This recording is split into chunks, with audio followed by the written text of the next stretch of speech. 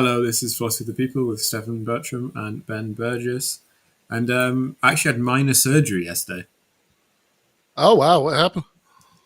I had an infected cyst, which was cut and drained yesterday. Good Lord. Exciting.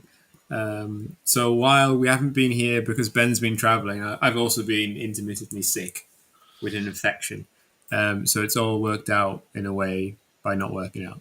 Fair enough. I should say, by the way, that on TIR, we did somehow end up with two versions of this that are both streaming right now. It looks like. Really? So, Because I was like, surely the problem will resolve because a YouTube channel can't stream twice. well, maybe it's not. I mean, it looks like it is where I am, but yeah, who knows? No, yeah, no. Look, I have on my list. This is Revolution Podcast 9 viewers. This is Revolution Podcast 1 viewer. Yeah. I Okay. guess it doesn't really matter. I suppose. Yeah. Kind of. I don't know. Maybe later Jason can go through and delete the duplicate. Well, I mean, that's fascinating. Like, I never would have thought that a YouTube channel could stream two videos at the same time. Maybe it's a new feature, which is now why everything's screwed up. That's usually how it goes with no new YouTube features. Oh yeah, fair enough. I mean, I would just. I mean, I've got the back end access. I mean, I would just delete one right now, but I'm too worried that I'd delete the one that the more that more people are watching, not the one that almost cut the red wire, Ben. Cut the red wire. Yeah, exactly. Okay, I'm not going to cut any wires. We're just gonna let all this go. Yeah, if your chat is not having posts in it, you're probably one of the people who are in the isolated section. There you go. So if you are, click on the other one. Or you don't care about chat and you just care about me and Ben, in which case, stay where you are. Don't worry about it. Stay where you are. It's fine. Yeah. Yeah.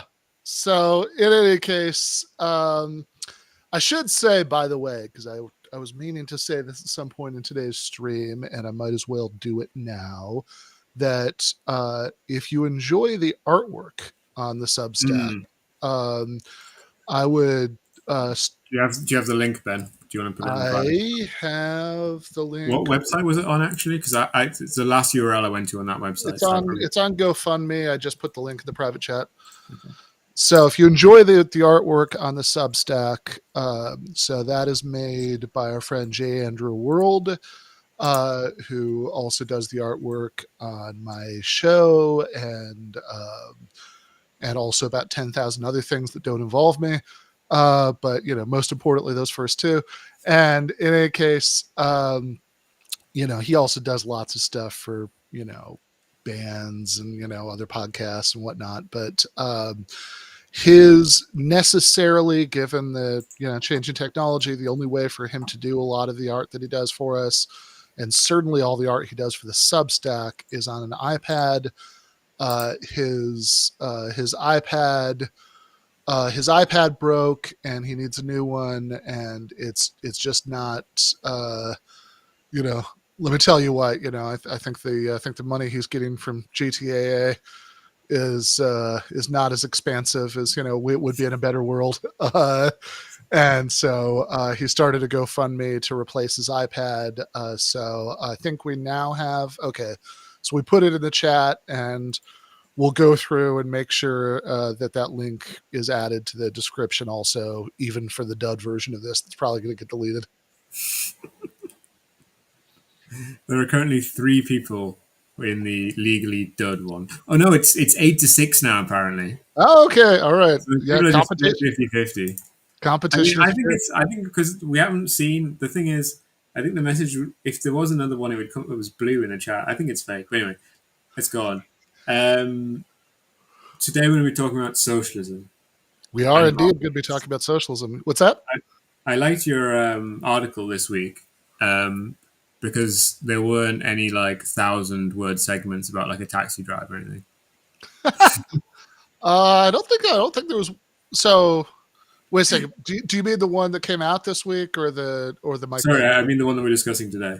Yeah.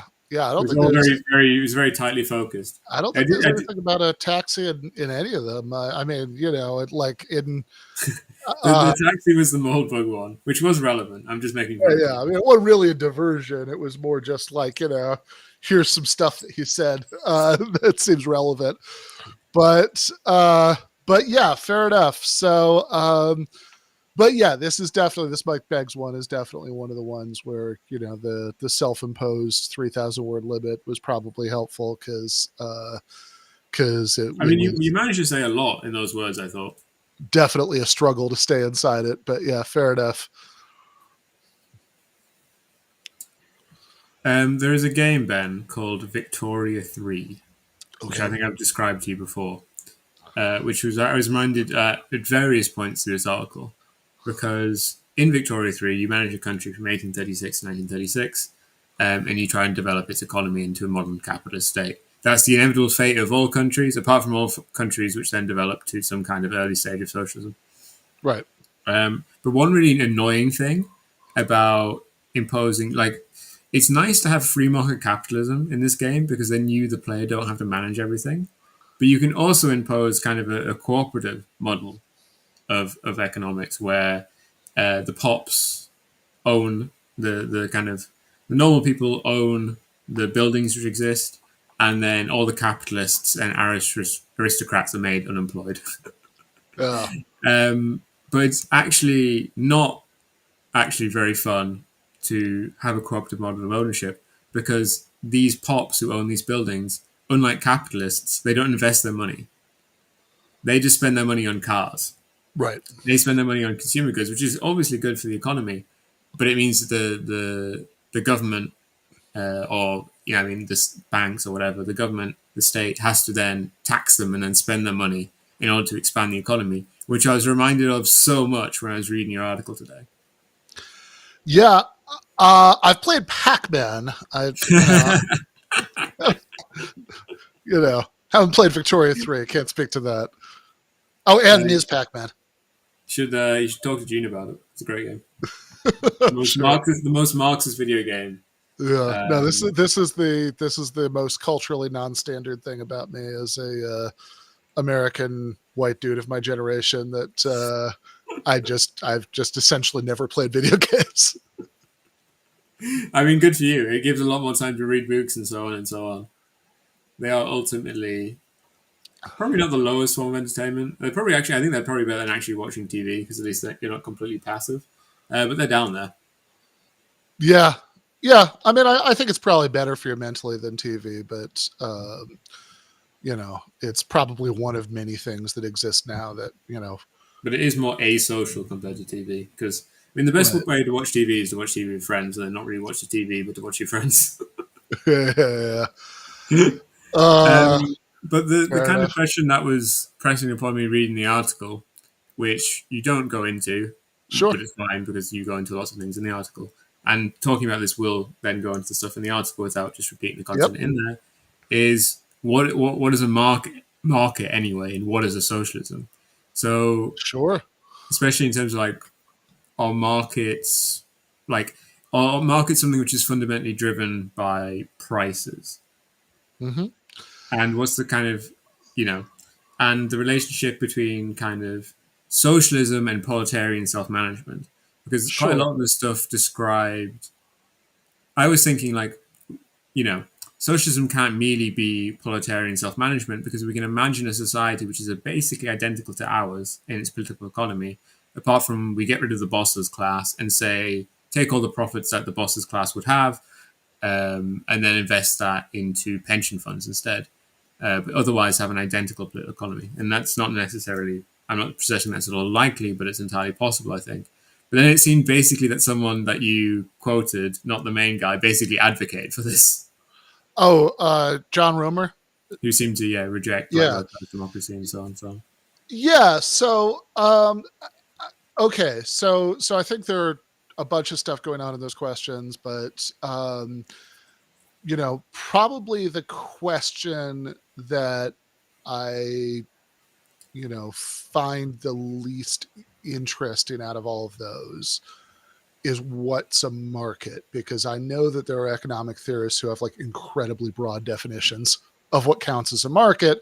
So it just sort of becomes tautological that you can't get rid of markets. It's like, okay, fine, but like that's not really what we're asking, right? When we ask these questions about, Right. We're not like they were barter markets for a very long time, but we're presumably yeah, not talking about barter markets because barter markets are just not something which anyone like. Even if there was some kind of people would say like if the evil communists abolished money, people would just engage in barter, and like maybe they would to some degree, but you just couldn't really do it. Like for the stuff that there's no way to really it wouldn't, exchange the complex things that we have.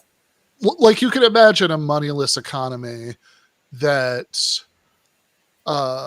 ended up having essentially, for all practical purposes, like essentially like a sort of vast barter market for like resale, right? But which in fact, I'm sure that would exist in some form, right? But it wouldn't be like the bartering really wouldn't be carrying out the sort of most important economic coordination tasks in that society, right? I mean, it just I think that's probably true. So I think that however broadly you want to define the parameters of what counts as a market, I think that when we're thinking about the sort of interesting questions about capitalism and socialism and market socialism and planning and all that stuff, I think we all kind of know what we mean by market.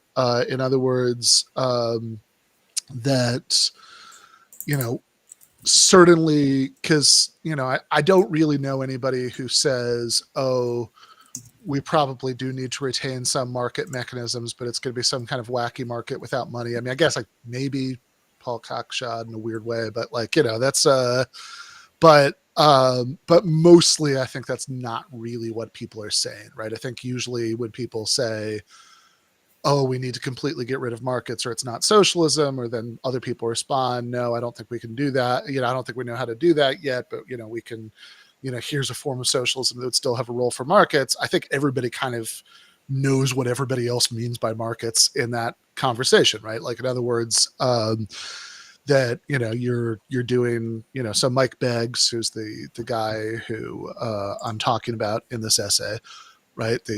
He wrote an essay for Catalyst called the Market and Workplace Democracy and a Democratic Socialism that was later reprinted in Jacobin. I do not remember what it was called in Jacobin, but if you just look up Mike Beggs Jacobin, you'll certainly find it. And so Beggs in the article, I mean, he even kind of, I think, knowing that he's going to trigger people like you and combining words like this, right? He even uses the phrase socialist commodity production. But no, that's good. That's just to make things straightforward and clear and obvious. Like that's great. Yeah. So, in other words, like I think generally speaking, when we talk about markets in this kind of context, right, what we're talking about is the, production of goods for sale, which theoretically, essentially the same thing could happen without money. In fact, that's kind of an argument Marx makes early in Capital, but also like, for all practical purposes, no, it couldn't, right? You really couldn't have like mass exchange going on at that level, without the mediation of money. It would just be way too clunky. So, Yeah, I mean, everyone would have to expend their full hours like transporting the goods back and forth to here and to there, such that it seems impossible for anyone to then produce the goods. yeah, I mean, yeah, it'd be incredibly inefficient, right? At best, assuming that there's even a scenario where this is functional at all. But yeah, so I think that I think there are a few different ways of thinking about this, right? But I would say, so yeah, when we're talking about markets, we're talking about stuff like that, right? That there's stuff. Now, which stuff it is going to be very different on different, models of, hypothetical political economy, but there's some sort of stuff that's being produced to be sold for money, right? And then socialism, I would say is, even more contested than market is, but but I think socialism, means social ownership of the means of production.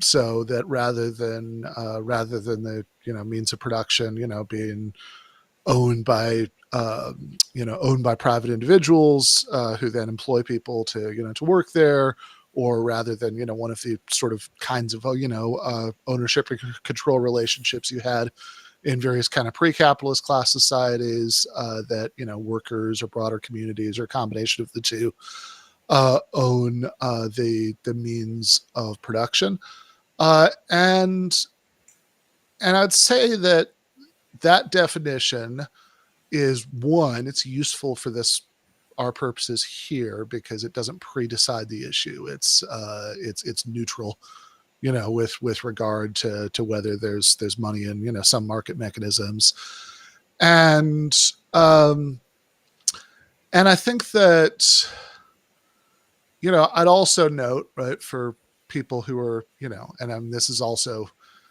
I'm always a little bit awkward about how to like broach this part because I don't really want to encourage people to be like fundamentalists about Marx, because I think that you should actually just like go about trying to decide what you think is true, and if you agree with him, great. If you disagree with him, great. So some of each, great. But I would point out for fellow Marx nerds in the audience, right, that whereas Marx very clearly assumes that commodity production will cease along with capitalist property relations. That's true.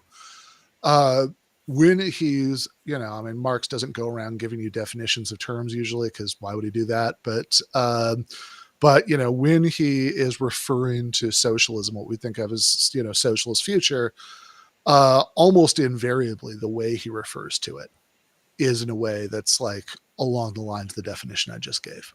Right, the society of associated producers, stuff like that, right? I mean, this is interesting, right? Because it presumably implies that while the Soviet Union obviously had commodity production, uh, whether they had social ownership of the means of production is at least ambiguous, and certainly a large part of it was formerly owned by workers, while the rest was owned by the state and so on. Which means Ben thinks the Soviet Union is much more socialist than Stefan does. Oh yeah. I mean, look, I've kind of given up on this years ago. So if you read my first book, you'll see me like actually taking some effort to defend the like that doesn't count as socialism line. But I've sort of given up on that over the years, and said like I mean I even kind of said this in the first book, but like since then I've like really gone over to just being like, look.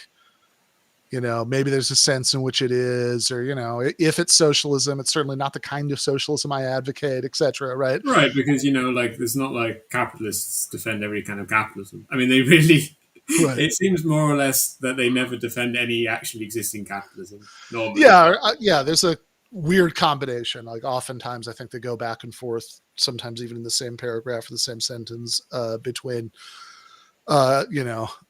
true capitalism has never been tried, and look at all the wonderful things capitalism has done for us.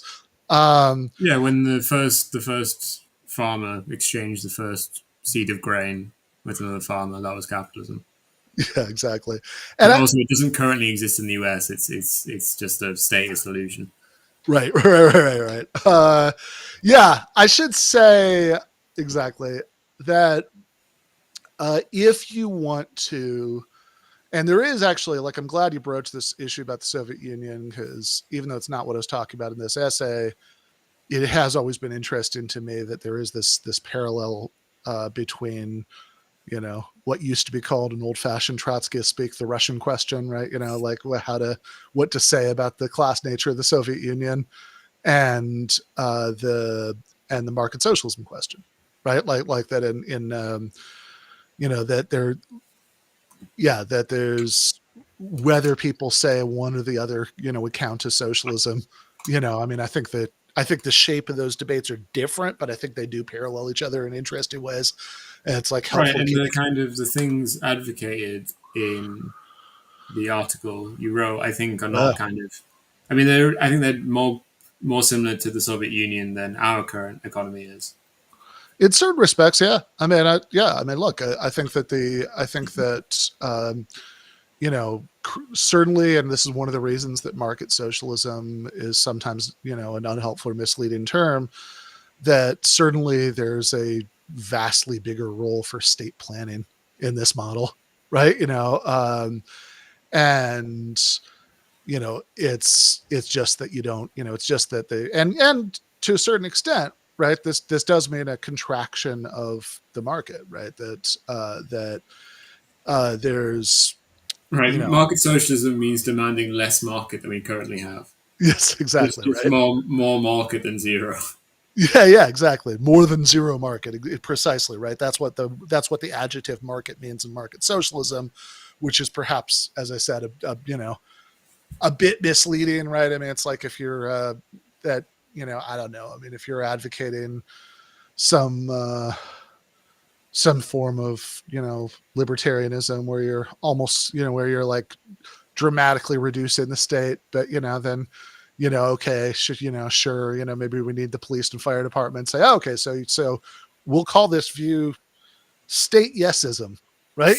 That's yeah, it's a little bit misleading. I mean, so like, okay, somebody, my friend Lee Phillips is probably the person I know who I have, you know, I don't want to offensively say, my favorite, critic of market socialism, because you're right here in the Zoom, in the, restream with me, but the person who I've talked about it with the most, right, who I think, who I find most, compelling on this point, right, like, and, you know, like the sort of thing that he'll say, in fact, I think he did say when we were talking about this after this essay came out, is okay, sure, there's inequality, there's exploitation, there's workplace domination, right? But like all of these things are downstream of certain kind of like market anarchy, that and I actually think there's a sense in which that's true. But it's, that again, I think even social democracy involves, some considerable curtailment of the prerogatives of the market. And if you win all the way to abolishing capitalist property relations and, and instituting, social ownership, other means of production, that'd be like a really dramatic curtailment of it. And yeah, I mean, there's this, I think there's a sense in which I wouldn't disagree with that, but the question is, so, okay, so there's one way of asking the question, which is like, does this even count as socialism question? And, I'm certainly happy to entertain that and, to argue about that. But then, there's also, maybe a slightly different question, which is like, okay, putting aside what we should call it, Would it right? be nice? Right. Yeah. Is this something that we should be excited about? Is this, does this connect, with our reasons for being socialists in the first place? And, and then a third closely related way to have the conversation is to say, okay, let's say that the answer to the second question is, I don't know, I could be more excited by it. Fair enough. Then an obvious follow-up question is, okay, well, look, if you've got an alternative that would, remedy those features of it by virtue of which you could be more excited about it, man, I'm all ears. Right, because reading the article, I was genuinely getting the impression of these things sound nice, but they don't really sound like socialism. Um, Revolving around the fact that it wasn't just kind of that, obviously commodity production is there, but it seems as if kind of the kind of the structure, apart from being democratized, was the same. Um, in terms of like it wasn't Yeah. just commodity production, but commodity production with not just a state, but like a really big state, which has like banks and so on. But yeah, the question is kind of what is the alternative to that, and kind of it gets into questions of like what relationship with production and consumption do we want to have? Because you can obviously be critical of saying, like, this kind of structure which incentivizes more and more production and expansion and so on. But if we aren't degrowthers, which is Right. a point me and Lee Phillips and you Yeah. obviously agree on, then, and as pointed out in the article, it seems quite hard to incentivize within even this kind of structure, which I'm saying might Right. not be socialism, but it's nice how to incentivize kind of expansive production. And if we're getting into conditions of kind of commodity abolition and abolition of the state, then that seems incredibly difficult. So it's not kind of clear, if we imagine the kind of the classic Marxist kind of understanding of socialism, of the kind Yeah. of lower stage of socialism and higher stage of socialism, Yep. how you could ever possibly get from the lower stage to the higher stage, unless that doesn't involve an expansion in production, is something which is definitely unclear to me, and often leads me to think, well, maybe it'll never happen. But obviously, the lower stage of social, if the socialism described in this article are nice, the lower stage of socialism as described by Marx is very, very nice, and I'm not particularly worried. If we didn't actually get to full Right. communism, I'm really fine with that. Yeah, I think I'm with you on that, right? Like, I think that, uh, yeah. Look, so my view on this, and I suppose at some point we should tell people. I mean, look, I'd like to believe everybody did the homework before they tuned into the stream, but at some point we should probably tell people, what the model is. Yeah, Uh, no, I was planning to transition at one point, but then you said something, I got distracted. yeah, fair enough. So yeah. Um, So Mike Beggs is is an economist in Australia. He's actually, like, I don't know, I guess universities there still have this name, so it's kind of neat. Like, technically speaking, I think he's a professor of political economy. That's the name of the department. But in any case, and in this Catalyst article that I'm talking about here, uh, and in the book that Mike and I and Bhaskar Sankara are getting tantalizingly close to finishing someday. Then the model is okay. We have having society being divided between a class of workers and a class of capitalists seems very bad for all sorts of reasons that I suspect I don't need to convince most people watching the stream of.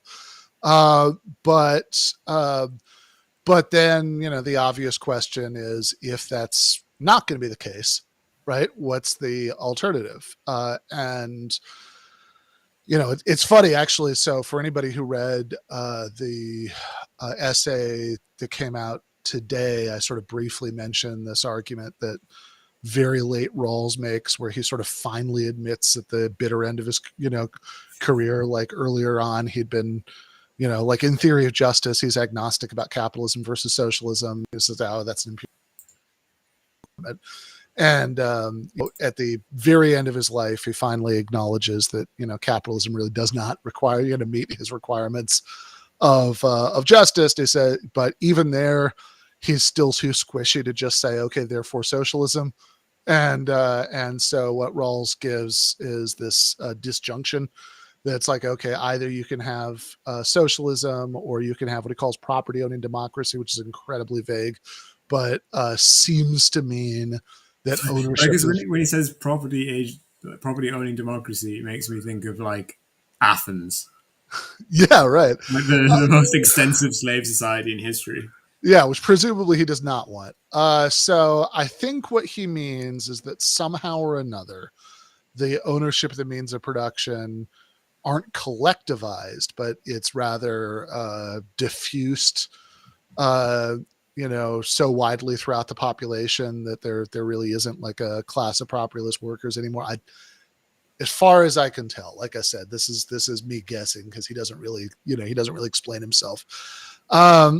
And of course, I think in some ways, right? I mean, there are sort of normative socialist ways you could object to Rawls about that, but I think the sort of historical materialist point to make about this would be like, okay, look, even if we even if we accept that in theory these would both be good, only one of them is on the agenda as an actual historical possibility, right? Because this is more or less the way Marx ends chapter 32 of Capital, that says he's just finished describing this horrific process of expropriation of the English peasantry, and then he says, "Look, obviously there's no turning the wheel back."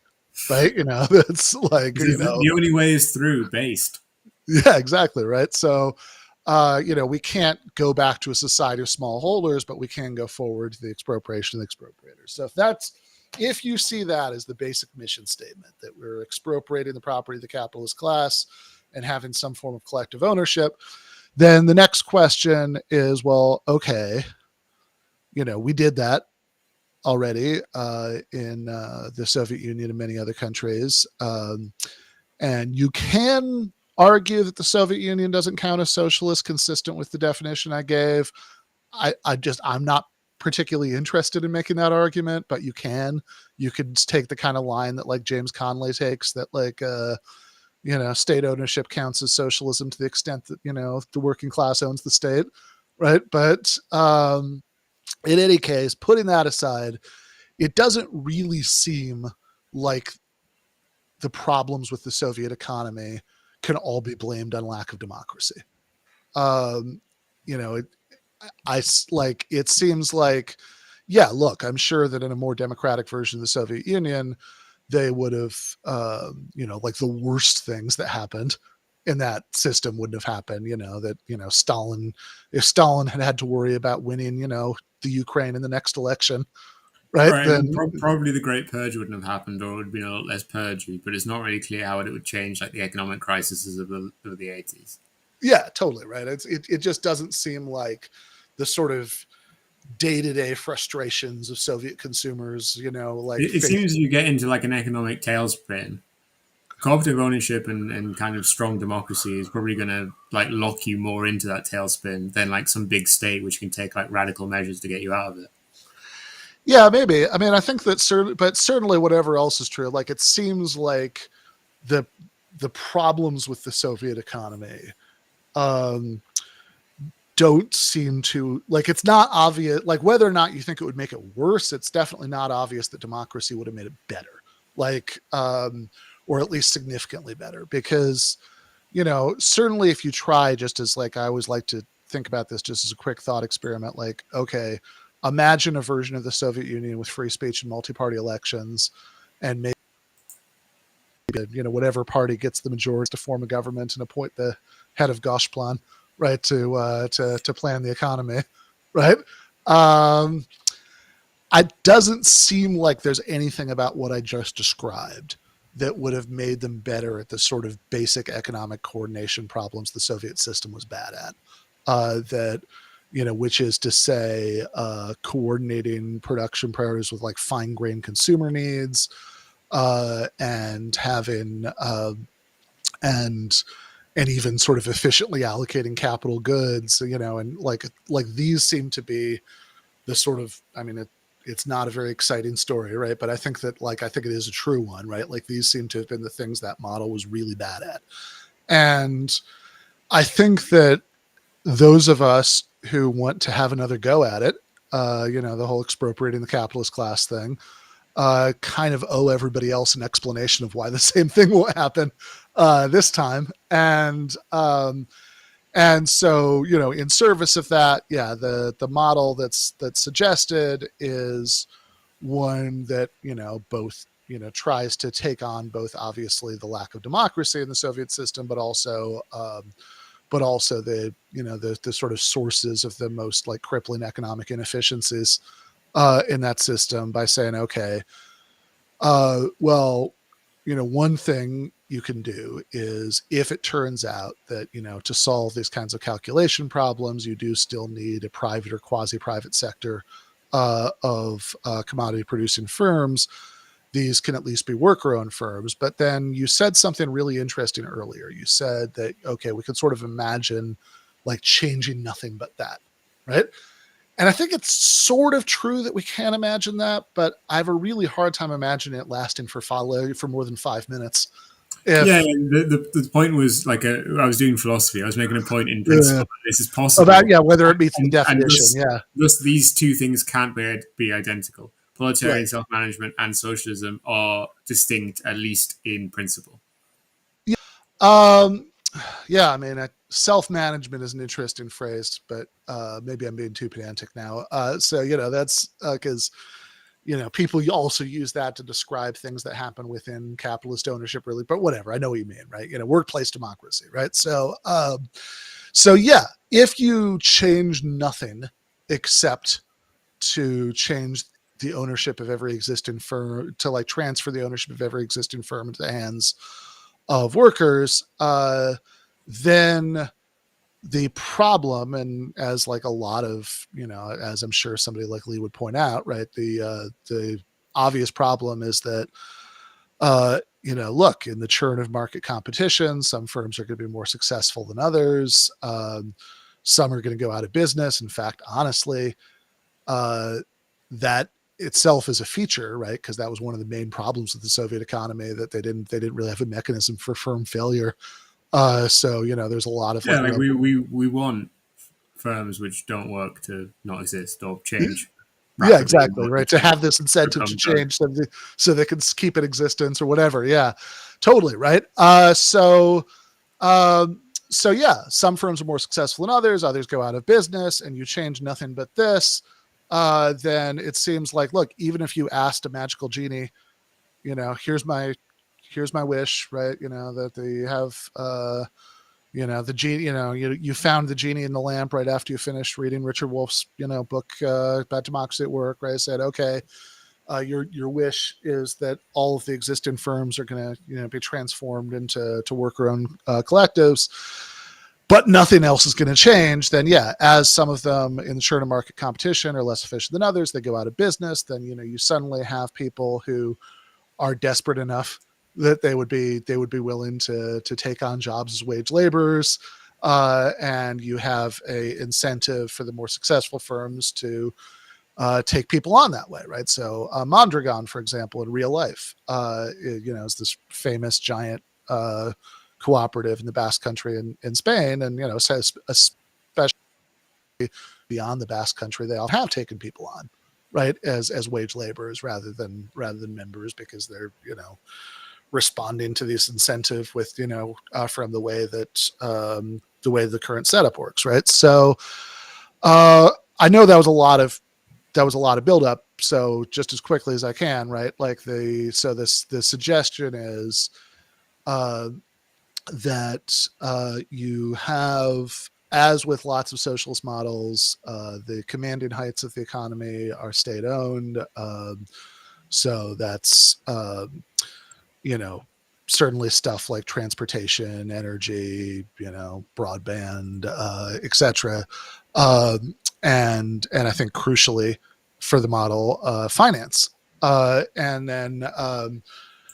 then for firms putting out consumer goods, that we think that you do still, if you do still need to have some you do still need to have commodity producing firms that can fail and all that stuff, to produce consumer goods. Then those can be worker-owned collectives. And crucially, the way to start a new collective or to expand an old one is to get grants from publicly owned banks.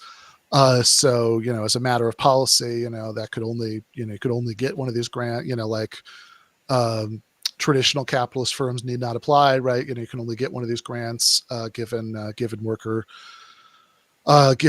ownership. And then there are a lot of bells and whistles in how it's a Mike gets into in my essay, sort of presenting in a less technical way than he does the gist of his essay. But crucially, it's the worker owners, right? So if you're in the firm, it's not like the ownership of the means of production is no longer for sale, right? There isn't that kind of market anymore, right? rather, your vote within the firm is like, I like that. It's kind of so contrary in some sense to Marx's definition, in the sense of like we sell commodities and we only sell commodities. Yeah. So your vote in the firm is like my vote in Los Angeles City Council elections, right? I get it when I move there, and I lose it when I move out, right? We need to support the Texan LA diaspora in expressing their preferences for California. Yeah. So yeah, I think that, and then the workers are the residual claimants on firm revenues. So essentially, how this would work is that the state, like with these state grants that work like loans, but you only have to pay off the the interest, not the principal. It's what it amounts to, right? It is essentially the state owns the physical means of production and rents them out to worker collectives. The sort of rate of that rent can also vary, which can address concerns about places where you can get sort of sector to sector inequalities and things like that. And quite a bit of the article is spent on responding to concerns from the right. In other words, to like reasons that economists might have for worrying that even in this kind of socialism, you wouldn't get the incentives that you want, that you'd have perverse incentives, etc. Right? I mean, as a proud Dengist, I did also have a lot of these right wing concerns. Yeah. Fair it is to be expansive and to spend money and reinvest and so on and so on. Yeah. So this is right, and all of that is funneled through the state sector, right? So and yeah, this is so I think Mike has a lot of smart things to say about sort of how to address those concerns about perverse incentives and a lot of that stuff, right? So because I think his primary goal and mine in presenting it is to establish, okay, there is a way that you could expropriate the capitalist class, have collective ownership of the means of production, and still have a thriving modern economy, right? Rather than having the kind of dysfunction that you had in the Soviet model, right? And avoiding like intensive self-exploitation. Exactly, yeah. And whether that phrase even makes sense exactly or not is a whole other thing. But you could even say, even if you think, because even if you think it doesn't, right, then like you could certainly say, yeah, but come on, you know what I mean, right? And I think that's sort of fair, right? It's like, yeah, I kind of do know what you mean, right? Like that you don't want everybody in the society to just having to be like run themselves ragged all the time and defer consumption and all that stuff for the sake of hustling to make their daily bread. And in fact, this maybe is a good way to transition us to the like, why might it nevertheless be the case that a deeper form of socialism would be more desirable in the long term, right? Because look, I think that there are reasonable answers to these questions, but I think those reasonable answers take the form of over what we've got in all these respects. But even so, like thinking about that concern about self-exploitation, that if you're just like running yourself ragged all the time, like like I do right in my real life right now, right? Then I mean, I think there is a fair point here, right? That like, okay, look, a big part of the point of the socialist project is precisely that people's lives should not be dominated by their economic lives.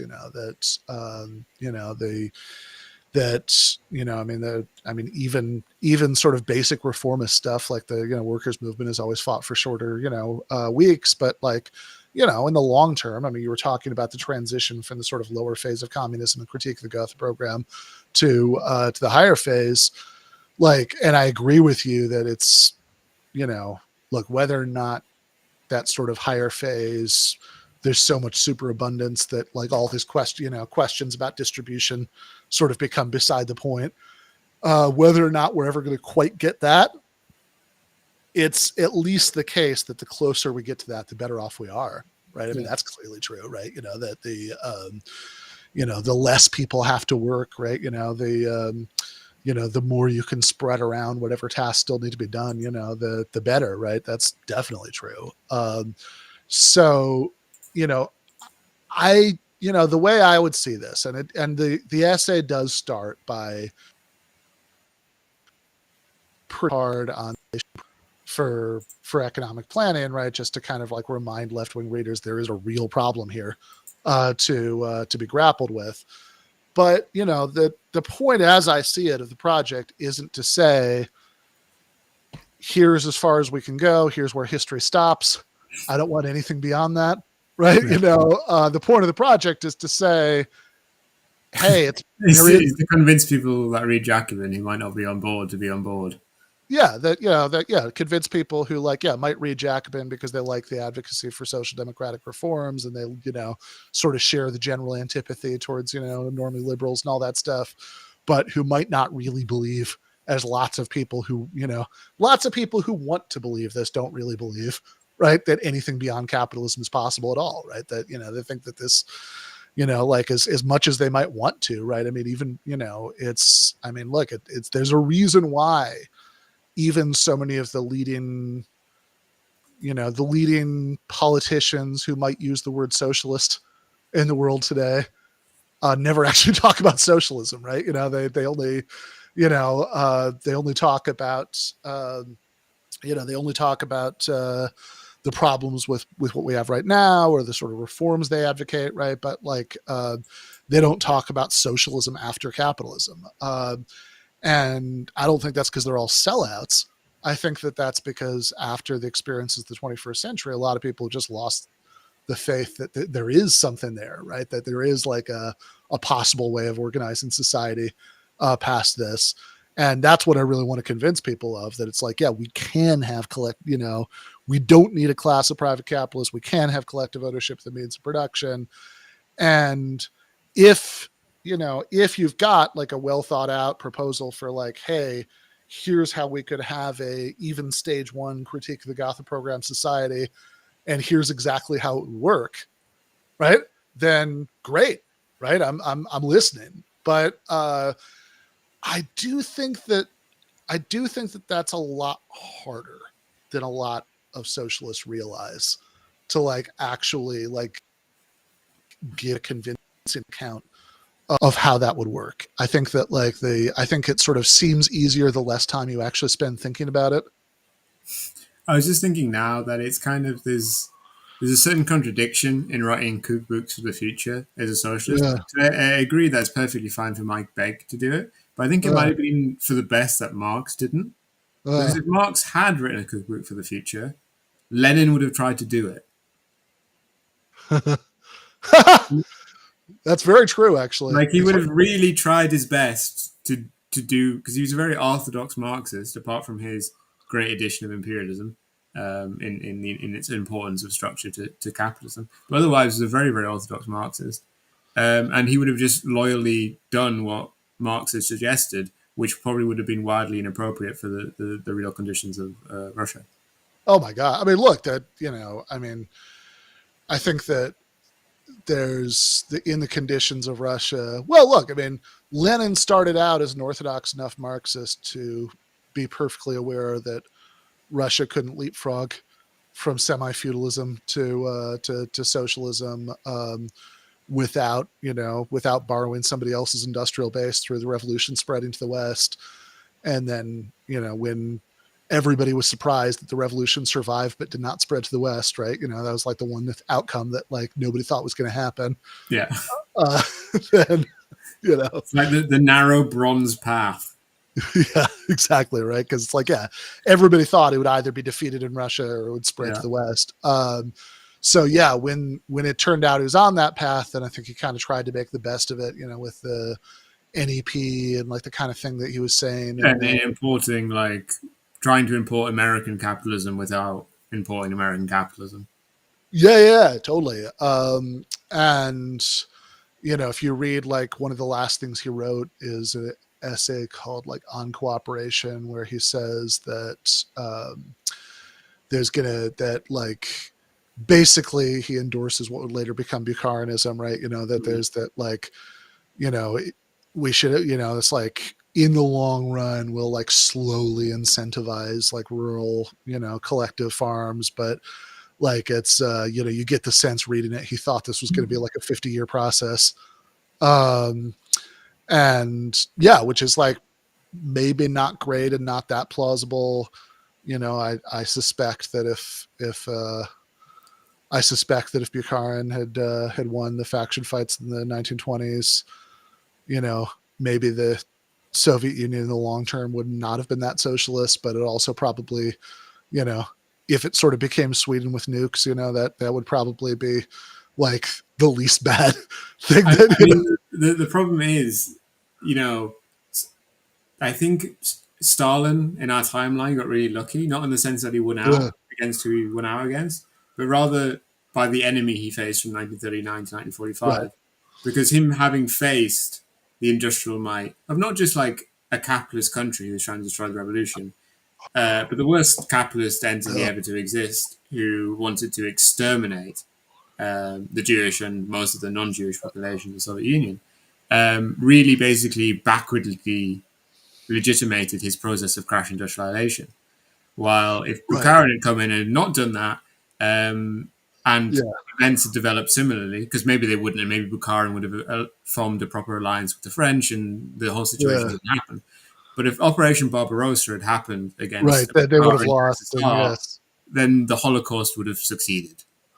Yeah, and right, yeah. I think that again, a lot of ifs leading up to that, right? Maybe Bukharin wouldn't have done the third period, and would have had a better chance of fending off Hitler in the first place. Maybe would have done the alliance with the French, etc. But yeah, you're right. I mean, the way things actually played out certainly did as much as anything possibly could have to legitimate the crash industrialization and also just give the system some political legitimacy in general, because my God, look at how much worse it could get, which is also I think the product to a great extent of I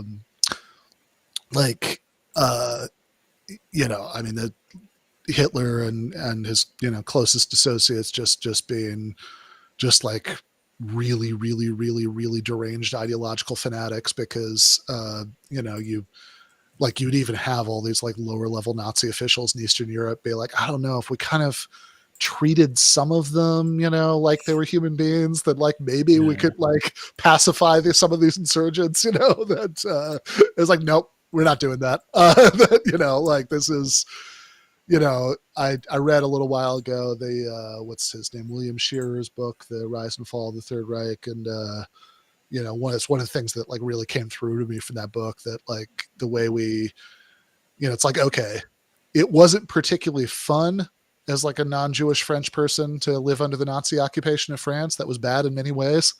Right. But, that was just into thing from the Nazi occupation of, Eastern Europe, because, the occupations in Netherlands and Belgium and France didn't get really bad till towards the end of the war, where the Germans started like running out of food and so on because of the war that was going on against them.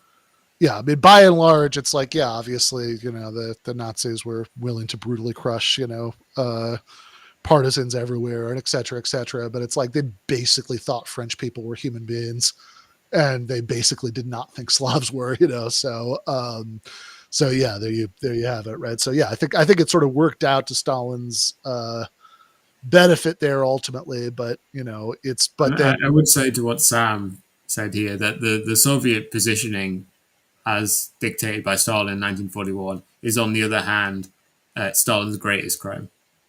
Yeah, right. Yeah, that's like, a man is so much more than the Great Purge or whatever, to the sense that it right, the actual utilitarian effects of it, right, were much worse. Yeah. I mean, I think that I mean, it's funny since everything we've just been talking about the ways that the way World War II went did so much to ideologically legitimate Stalin's position. Yeah. But like also if we're calling balls and strikes, like my God, this man has so much responsibility for how that turned out through, you know, everything. Really being the only man who believed that the Germans weren't going to invade the Soviet Union. Yeah, being the only man who thought they weren't going to invade the Soviet Union, you know, killing or sending to the gulags, you know, so many of his best generals, who I mean, literally like had to be rescued from there when, you know, Operation Barbarossa started in some cases to, you know, to bring them back to the front, through the disastrous Comintern policy that, you know, that whether or not, you know, that enabled Hitler's rise in the first place, that, you know, I mean, whether or not a smarter strategy would have stopped him, like certainly that one is like the stupidest thing you could have done, you know, like through etc. Right. I mean, there's like lots and lots and lots of ways that, you know, Stalin is responsible for exactly how much of a disaster it was. But nevertheless, I think in the ways that sort of mattered for like, you know, giving the system ideological legitimation, you know, it worked out for him.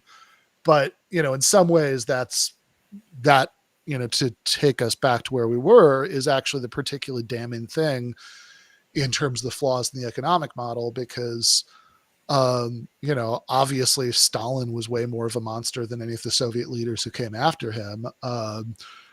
But, you know, I don't know, maybe like Beria for 5 seconds, you know, was worse, but like, you know, that's, but yeah, people like all of anti-communism seems to be based on the idea that like every year in the Soviet Union was like the Great Purge, right, exactly. while every other year was actually kind of like a dull authoritarian government which gave you a free house.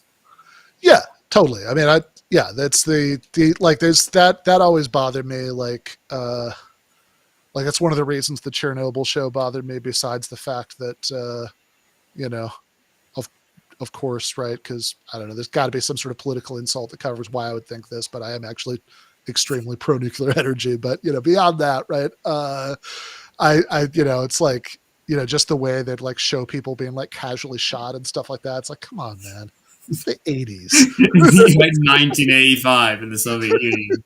Like, this really wasn't going on. After World War II, like during the Stalinist period, like the Banderite like insurgency in Ukraine, they didn't even mostly get shot. Yeah, I mean, They got sent. They got like 8 years in prison and released after 4. Like, do you know who organized that? Who went really soft on the Banderites? It was Beria. Interested. Yeah. Well, you know, it's the man had a real knack for being wrong about everything in one direction or another. But, yeah, liberal in exactly the wrong ways. Exactly. But yeah, I mean, but it's like, look, so everybody after Stalin, way less of a monster than Stalin was.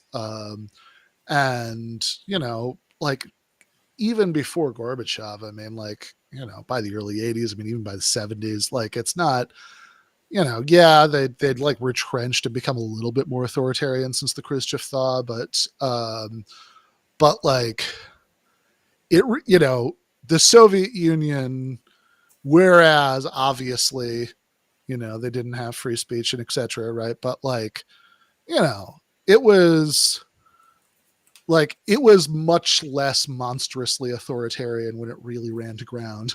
Right. You know, than obviously it was in its worst period. And, you know, that, which tells me, you know, I think is some reason to suspect that, you know, that wasn't the only problem, right, you know, with that system, right? You know, right. For every year of Stalinism, the Soviet Union existed. Well, for every year of whatever you want to call Gorbachevism, which is obviously that was their attempt at market socialism, right? Yeah. And they did impose initially this cooperative system in the Soviet Union. Sort of, yes. Yeah, I mean, the problem, so if you read, what's that Zubov book, Collapse? I don't know if you've seen that. That's, which definitely one of the things I got out of it was that as good as his intentions may have been initially, Gorbachev was just a massive fuck up that like this emerges from like every page of that book. But I think that the problem with, you know, glasnost and perestroika, in that era when they were doing the economic reforms, is that it was kind of neither fish nor fowl. In other words, that they didn't have a lot of the traditional state oversight mechanisms, but also they didn't give people any meaningful incentive not to just like rob the system blind. Yeah. Right. So, it was kind of pretty. And then they basically went, oh, fuck it, we'll just have capitalism. And then it went to absolute hell. Yeah, exactly. Right. So, which was obviously really helped by all the kind of American grimmer worm tongues that invited in. Yes, exactly. And so, yeah, I think that, I mean, in some ways, I think, and also the national, like encouraging, like decentralization of the nationalities was like a giant disaster in ways that I think should be obvious now. But yeah. Ukraine is made up, but it was made up by Lenin, so I have to stand. Look, all nations are made up, right? There's never been a non-made up nation, and there never will be. But I think that I think encouraging this sort of centrifugal forces, with it, like within within the state, like hardcore nationalism is really bad news. In all sorts of obvious ways, and certainly if they were going to try to maintain their own economic bloc in some form, right? That would have required a stronger center. But I also think in some ways that okay, so if you just ignoring for a second the core problems of the economic model, just thinking about Soviet authoritarianism. I think my take now, actually, when Gorbachev died, I wrote like a very sympathetic obituary of him for Jacobin. But I think my take now would actually be that if one aspect of the danger of how much power was concentrated in one person at the top of the system, like one illustration of that was Stalin, another illustration was actually Gorbachev, right? That it's like it just has some like extremely half-baked ideas about how economic reform could work. Yeah. And he could just kind of do it, because he's in the he's in the top slot. It was like an incredibly kind of like undemocratic approach to try and introduce democracy. Yeah, exactly, and I think it ended up being a disaster, right? Because you can't have, if you're going to have firms operating more autonomously, state you have to let them go out of business, right? Like that's or else like the incentives are just going to be insane. And, that's more or less what he ended up with. And then by the time it was clear how badly it was working, all the grim and worm tongues, were in place. And, the rest is history, but, I'd like to not, do that again. Right. Like, I think that, and, in some ways, I think that you couldn't, I think that a lot of Western leftists really underestimate the degree to which the sort of day-to-day frustrations of Soviet citizens as consumers were a huge factor in the dissatisfaction that led to the system's collapse. Right? You'll notice that as dystopian as the collapse of the Soviet Union was, right? It's like, and I do want to be clear on that. Like, it was terrible. It's I'm in the weird position here of being an anti-Stalinist who thinks the collapse of the USSR was a world historic tragedy. But as terrible as it was, you'll also notice that hey, where was the workers' revolution to save the workers' state, right? That. What does that tell us, right? That it never materialized, right? That by and large, I mean, people did fight relatively hard in the 90s, but yeah, they didn't no one went to war. Yeah, certainly nobody went to war.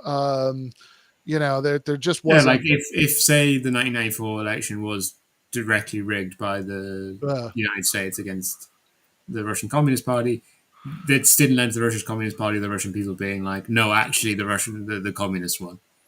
People Yeah, just went, oh, fuck it. and it's also not clear that the Russian Communist Party in 1994 actually wanted to go back to the Oh, full. definitely not. But like, Yeah, I assume the voters of it were expressing a desire to be like, I really hate the past 3 years. sure, yeah, but again, it's just like the fact that initially uh, the population was by and large willing Yeah, to, the process was greeting with optimism, and then it turned out horribly. right, exactly. But the fact that it was initially green with optimism Yeah, should tell you something, right? Like yeah, that's a really important data point.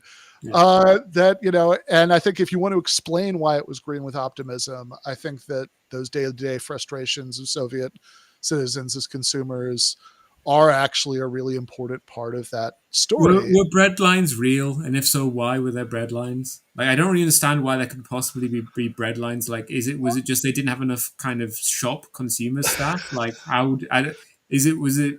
It seems contingent at I least. suspect that breadlines is a bit of a telephone gaming of what they had. That that it's that probably when like some, I mean, I don't know, maybe somebody can correct me on this in the chat, but my guess, right? The Zubov book doesn't mention this, at least in the part I read, but the my guess is that bread lines is sort of a telephone gaming of like, yeah, sometimes people probably lined up at stores that had things that nobody else had in stock and etc. Right. Right. That like, and probably this happened kind of a lot because of the, patchiness and, of the system. So, so yeah, I Yeah, I don't guess think, maybe bread lines like before they opened or something. The problem is just me like they weren't so stupid that if some place consistently had like a big line that they wouldn't just hire more shopkeepers, especially because shops in the Soviet Union were one of the few bits of market socialism. Like shops were normally worker owned. yeah. Yeah. Well, again, I think the issue is like that where the goods, Yeah. uh, at the shops, came Yeah, from. And, but if the you've got not enough goods but can hire people, then you don't have bread lines because you just run out and you tell everyone to fuck off. yeah, yeah, Which is yeah, a big problem of its own, but it doesn't produce lines. right, right, right. Yeah, I suspect that people are like standing in line, you know, like in the sense that like people might stand in line for like Black Friday deals Yeah. or like when like hot new tech products are released or whatever, right? I think in that same sense, people might have often stood in lines for mundane consumer goods just because there were weird shortages, and so like whoever had them, right? That would get would get like too many people at once trying to go there, but I don't actually know. But yeah, I think that we, you know, I think that yeah, I think that if you want to say yes, we should try again, with collective ownership of the means of production, I think you do have to have a good explanation of why you're not going to run into similar problems at the level of the basic economic model. Now, if you want to say that, I think that the even better thing would be just not having market mechanisms at all, right? That there's no commodity production at all, right? Which is certainly yeah, in some ways is a deeper historical change because you certainly had commodity production before you had capitalism. But yeah, they have, but there's no commodity production at all. There's no money that then uh, I think that there are reasons to think that if you have a sort of logistically viable way of doing that, that would be better. That certainly, certainly it's better in terms of egalitarianism because, you don't, because you've eliminated, because if, that's the only way you could probably completely eliminate sector to sector, firm to firm inequalities. It's better, I think, on grounds of democracy because you have a wider sphere of stakeholders, who are deciding on production decisions. It's better in terms of that fuzzy but very real stuff that we talked about before, as far as the idea of like community as a socialist value. right? I think it's better on all those grounds, right? But and that does give us some reason, insofar as we can kind of figure out ways of completely decommodifying entire sectors to do so, right? Uh, but I also think that it's a mistake to just stop at, well, such and such would be nice, and I don't know, I'm sure we'll figure it out, right? Yeah, no, like I think it's. I mean, it was fun reading the article. So at least in kind of utilitarian way, it seems good to make these plans. Fair enough. I asked a Soviet friend, "Were Soviet bread lines real in any way?" He said, "Yes, but no. Depends when and where, and what do you mean by a line." But Yeah, then he that said sounds there about were right. there were no mass checkouts, so in a small outlet you had to wait to pick up and pay. But that he never experienced anything close to a bread line because bakeries existed everywhere and baking factories had off sale windows. It Um, actually, it also strikes me that bread so I might think actually. the bread lines were the least common kind of line because I think bread Right, was right, right, everywhere. right, right, right, right, right. Yeah, that makes sense. Which actually makes sense if you think about it, because like a grocery store is dependent on the goods being supplied, by the state enterprises, and of course there's the sort of classic problem that there's really no feedback loop, for consumer preferences in any particularly meaningful way there.